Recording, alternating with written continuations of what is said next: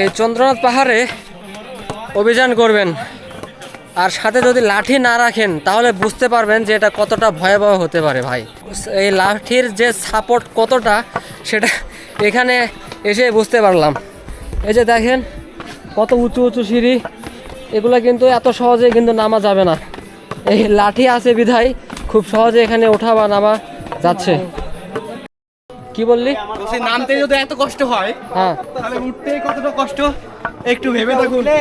Same same, যদি ভুলে এদিক দিয়ে উঠতে তাহলে কি হতো হিসাব কর। এদিক দিয়ে কখনোই ওঠা সম্ভব না বন্ধু, ইম্পসিবল।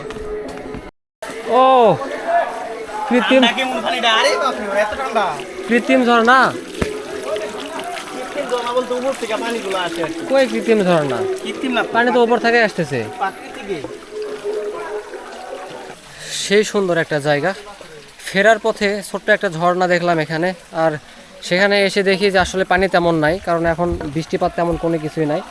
তো জায়গাটা আসলে সুন্দর আছে এখানকার। এটা যখন পানি হয় বেশি তখন পানিগুলো নামে।